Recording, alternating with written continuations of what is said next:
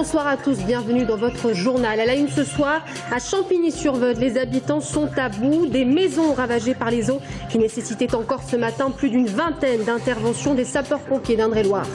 L'hommage à Jean Moulin au collège Michelet à Tours, grande figure de la résistance, à l'occasion du 70e anniversaire de son arrestation par la Gestapo. Témoignage ce soir d'un ancien résistant. Et puis Jean-Marc Ettori, le PDG de Corsica Tours, pourrait donc bien être le nouveau président du Tours FC et succéder ainsi à Frédéric Sebag après avoir passé 10 ans à la tête du club. Qu'en sera-t-il de Bernard Blacard, Max Marty, qui reste Piplar? Autant d'y voir plus clair ce soir.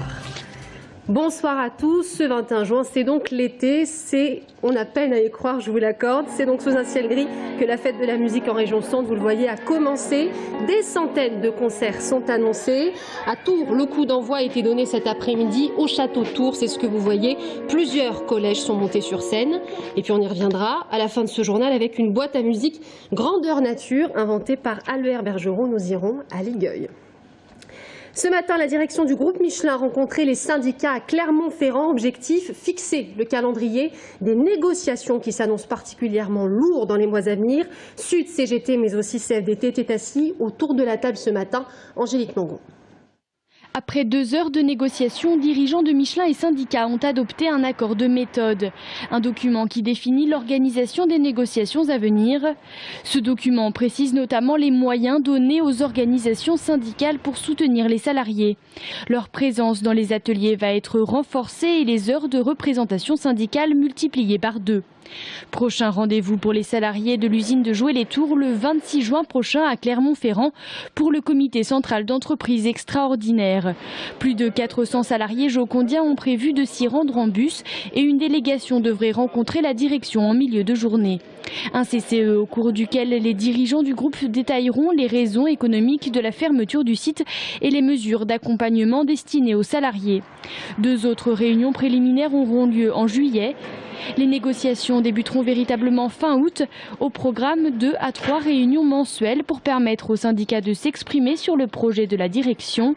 Les salariés, eux, seront informés régulièrement de l'avancée des négociations prévues jusqu'à fin novembre. Les habitants de Champigny-sur-Veude sont à bout. Après les violents orages qui se sont abattus cette semaine, certaines habitations ravagées par les eaux nécessitent toujours l'intervention des pompiers. Encore ce matin, les pompiers réalisaient une vingtaine d'interventions sur place. Florent Carrière. Ce matin, à Champigny-sur-Veude, on s'activait pour effacer les traces de la crue du Mable. Ce petit cours d'eau rejoignait aujourd'hui progressivement son lit. Mais hier, cette ruelle était entièrement sous les eaux, comme d'ailleurs plusieurs rues de la commune, dont l'axe central. Là, ici, le niveau d'eau est monté... Alors là, vous voyez, là, et bon, ça traversait partout, naturellement. Hein. Ouais. Vous aviez beaucoup de choses, là, ici? Ben non, vous voyez que, heureusement, ce sont que des dépendances. Si cette habitante a eu de la chance, ce n'est pas le cas de la bibliothèque municipale voisine, située à 2 pas du Mable. Hier, à 18 h, plusieurs dizaines de centimètres d'eau. Le bilan aujourd'hui est lourd. 900 livres, des meubles. Je pense que tout l'informatique est fichu. Hein, voilà, les ordinateurs étaient à la hauteur de l'eau. Conséquence des pluies diluviennes de mardi et mercredi où l'on a compté jusqu'à 40 mm d'eau en 1 heure. Le Mable est sorti de son lit vers midi, hier jeudi, inondant les rues du centre-ville et s'invitant dans les propriétés des particuliers. 70 pompiers ont été mobilisés. Rien qu'hier, ils sont intervenus une centaine de fois à Champigny et à Richelieu. Et depuis ce matin, retour au calme, mais beaucoup d'opérations de pompage des eaux dans les caves notamment. On fait que ça. Depuis mercredi soir, sorti de Richelieu. Ouais. L'essentiel sinon du travail actuellement, c'est de l'assèchement. Oui, ça a monté. Et donc là, ça s'est passé quand? Depuis mardi, on a de l'eau. Ce midi, le sous-préfet de Chinon s'est notamment rendu à la caserne des pompiers de Richelieu, centre de contrôle des opérations. Toutes les routes ont été rendues praticables, mais les dégâts sont importants. Rien qu'à Champigny, 60 foyers ont été touchés par la crue ou par des coulées de boue. Plusieurs commerces ont été impactés. Le toit de la maternelle a subi des dégâts suite à des infiltrations d'eau. Et surtout, une maison du centre-ville menace maintenant de s'écrouler. Des gravats qui se sont gorgés d'eau, qui poussent sur les murs et ça risque de couper la seule voie qui traverse le village. La préfecture n'a pas donné l'autorisation au maire pour détruire cette propriété privée quasiment à l'abandon. Avant de prendre cet arrêté de péril imminent, il faut bien entendu qu'il s'assure qu'on soit bien dans la situation de péril imminent. Ça prend certes du temps, mais en attendant, on va sécuriser avec les forces de l'ordre pour éviter qu'il y ait tout risque, en tout cas d'effondrement sur des personnes.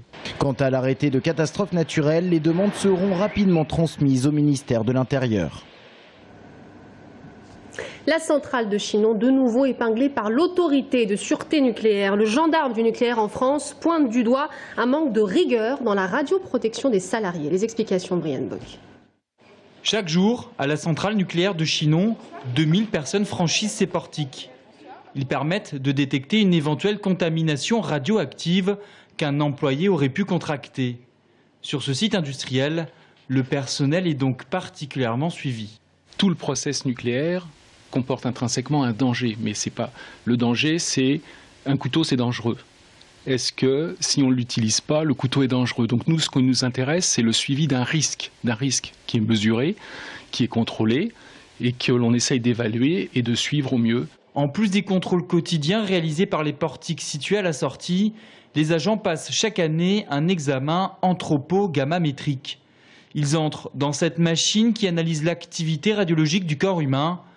L'examen permet de détecter s'il y a eu la moindre contamination interne ou externe. Sur ce graphique, pas d'anomalie. La précision de l'appareil détecte même la radioactivité naturelle.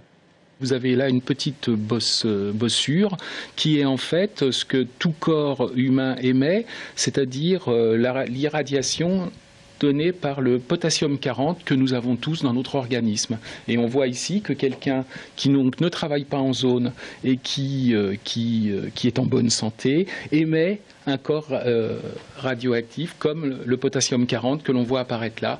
L'année dernière, sur 12 000 anthropogammamétries réalisées, 24 se sont révélées positives. Mais les travailleurs du nucléaire n'ont pas seulement un risque de contamination, ils peuvent être irradiés par un rayonnement ionisant. À titre d'exemple, la dose moyenne intégrée individuelle a été divisée par 2 ces 10 dernières années. Nous avons à peu près 100 000 entrées par an en zone contrôlée. Et pour prévenir le risque, nous misons surtout sur la prévention et la formation. Les doses d'irradiation sont quantifiées et exprimées en millisieverts. Un scanner, par exemple, représente 10 millisieverts. Une dose annuelle qu'un homme reçoit dans la vie quotidienne est estimée à 2,4 millisieverts. À Chinon, grâce à la prévention, un travailleur du nucléaire ne reçoit en moyenne qu'une dose supplémentaire de 0,4 millisieverts. À Tours, les usagers d'Orange voient rouge, réseau saturé depuis plusieurs semaines. L'opérateur de téléphonie rencontrait de grosses difficultés. Une raison au problème, le changement d'émetteur relais indispensable pour le groupe. Guillaume Marc. Téléphone à la main, impossible pour les usagers Orange de passer un coup de fil. La faute à un réseau temporairement saturé et à ses antennes.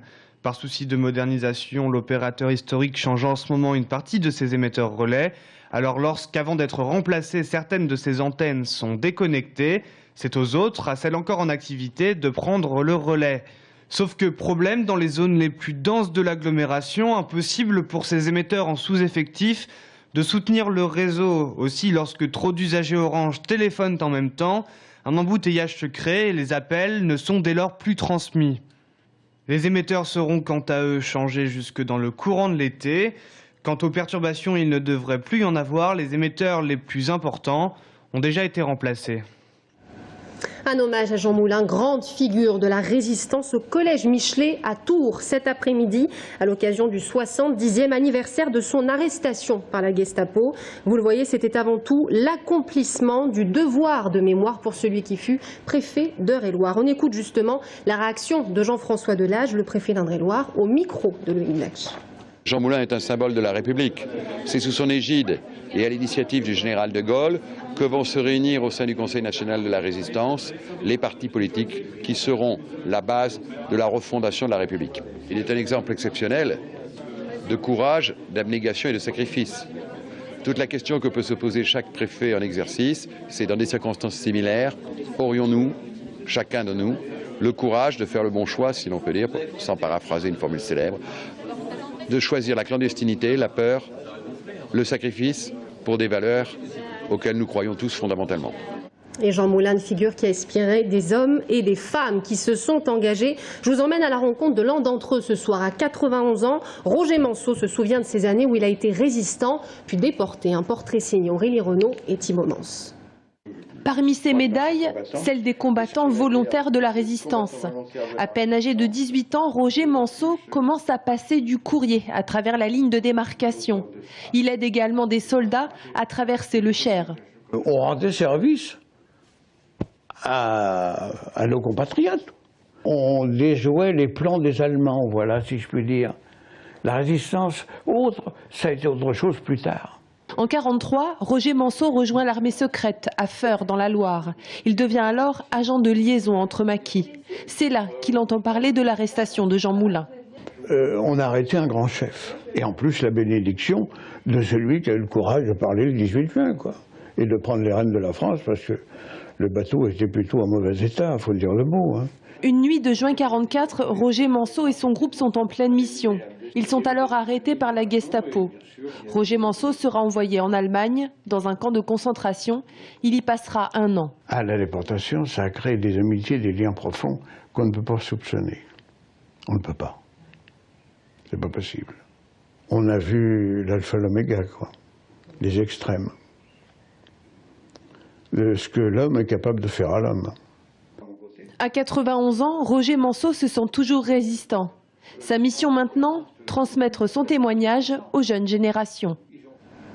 Ils se sont donc mis d'accord. Jean-Marc Ettori, le PDG de Corsica Tours, pourrait donc bien être le nouveau président du Tours FC, succéder ainsi à Frédéric Sebag, après avoir passé 10 ans à la tête du club. L'objectif, la montée en Ligue 1. Mais alors, qu'en est-il de la nouvelle équipe? Bernard Blacard, Max Marty, qui reste, qui part? On tente d'y voir plus clair avec Bastien Mathieu. L'horizon s'éclaircit pour le Tours FC. Après des semaines d'incertitude, l'avenir tourangeau commence enfin à se dessiner. Resté 10 ans à la tête du club, Frédéric Sebag s'en va vers d'autres cieux et va selon toute vraisemblance céder ses parts à Jean-Marc Ettori, PDG du groupe Corsica Tours. Les deux hommes ont d'ores et déjà signé un protocole d'accord. Reste tout de même quelques formalités et notamment des vérifications au niveau comptable. Rien ne sera acté tant que la DNCG n'aura pas donné son accord pour que le club continue à jouer en Ligue 2. Mais le très probable futur actionnaire des Bleus reste confiant et ne cache pas ses ambitions. Nous, cette année, là, le but, il est de finir plus que correctement. Mais évidemment que le but, c'est dans les 2 ans d'essayer, d'accrocher. Mais toi, vous savez, il ne suffit pas de le dire. C'est quelque chose qui n'est pas si simple que ça. Mais oui, le but, bien sûr, est d'essayer de monter en Ligue 1. Et pour cela, Jean-Marc Ettori compte bien sur Bernard Blacard pour rester à la tête de l'équipe. Le Corse veut garder les mêmes hommes et ne pas bouleverser les choses. Seul changement, a priori, l'arrivée de son cousin Jean-Luc Ettori en tant que directeur délégué. Max Marty restera lui aussi à son poste et les deux hommes sont déjà au travail pour mettre en place la future équipe. L'objectif, trouver des joueurs d'expérience en fin de contrat ou en prêt, avec la priorité sur des postes bien précis, 2 latéraux, un numéro 8 et un attaquant. Et pour ce qui est du gardien de but, Jean-Marc Ettori compte bien sur Benjamin Leroy. Je pense le plus grand bien de notre gardien Benjamin Leroy, que j'ai vu jouer à plusieurs reprises et qui me paraît pouvoir faire monter le club en Ligue 1 et y rester. Et si on peut se permettre de garder le gardien, bien sûr qu'on va faire le nécessaire pour ne pas s'en séparer. La Ligue 1, un doux rêve que le Corse espère donc rapidement toucher du doigt. Reste encore à finaliser le rachat. Aucune somme n'a été encore dévoilée, mais tout dépendra une nouvelle fois du passage devant la DNCG. Réponse donc le 3 juillet prochain.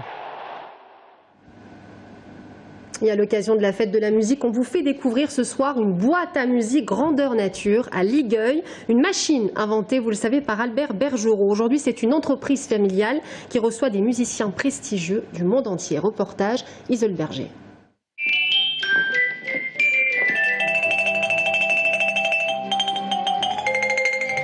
On disait de lui qu'il se serait fort bien entendu avec Léonard de Vinci. Inventeur de génie, Albert Bergerot et sa machine musicale infernale est devenu célèbre à Ligueuil, bien avant la naissance du synthétiseur. Après sa disparition, il a légué sa passion à ses enfants, qui sont aujourd'hui les seuls à pouvoir donner vie à l'incroyable ensemble instrumental.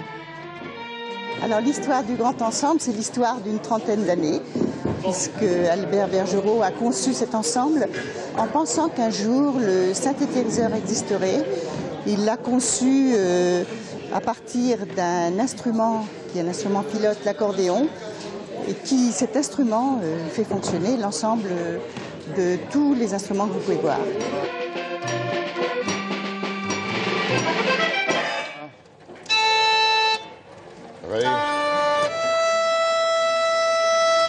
Et là, cette partie-là, ce sont les doigts, c'est le clavier du violon qui couvre 2 octaves. Et ce qui permet d'avoir le violon pilote à 2 octaves et tous les autres n'ont qu'une octave. Et le violon, ça nous pose plein de problèmes parce que ces violons se décollent, il faut les entretenir.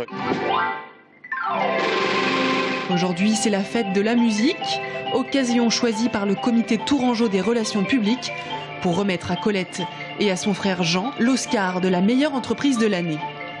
Car ces deux-là sont aussi à la tête de l'entreprise familiale de percussion fondée en 1932. 35 personnes y sont aujourd'hui employées et leurs xylophones, vibraphones et autres instruments sont achetés par les opéras du monde entier. Et c'est ainsi que s'achève notre journal. Merci à tous de nous avoir suivis. Dans un instant, l'invité de la rédaction, Serge Babary, président de la CCI Touraine, avec qui nous parlerons du Made in France. On se quitte avec ces images de la fête de la musique. Donc, coup d'envoi a été donné cet après-midi. Plusieurs manifestations, on l'a dit, sont organisées un petit peu partout en Touraine. À tout à l'heure.